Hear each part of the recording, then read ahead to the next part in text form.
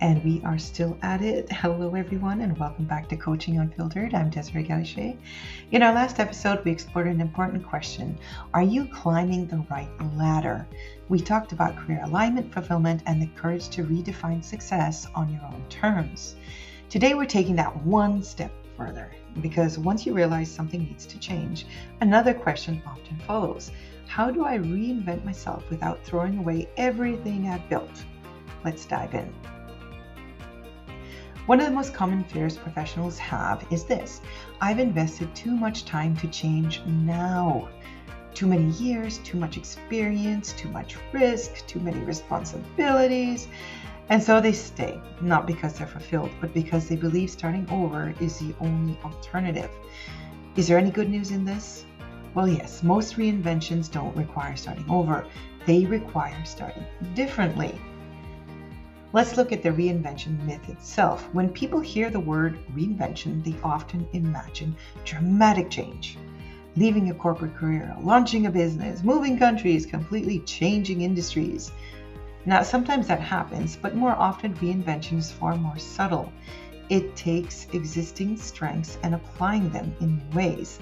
It's leveraging experience in a different environment, or even it's expanding your identity beyond the role you've always held. You are not your job title. One of the biggest barriers to reinvention is identity.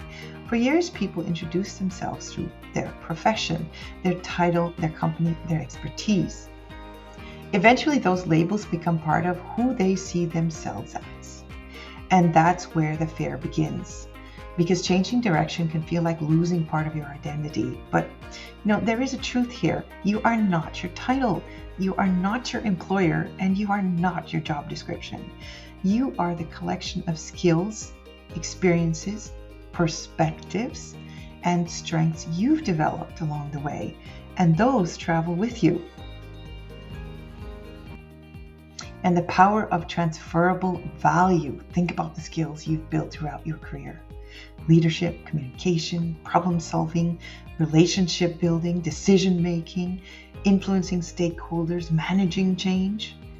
Those skills don't disappear because your role changes. In fact, they're often the very things that make reinvention possible. Many professionals underestimate how much value they can transfer into new opportunities, not because they lack capability, because they focus too heavily on what is changing instead of what remains constant. And as per all episodes, we have some thinking questions for you today. If you're considering a new chapter, ask these 3 questions. 1, what strengths have consistently helped me succeed? 2, what type of work gives me energy rather than drains it? 3, how could I apply my existing experience in a different way? Now, those questions often reveal possibilities you couldn't see when focusing solely on job titles. Reinvention isn't about becoming someone else. It's about becoming more of who you already are. The most successful career transitions don't erase the past. They build on it.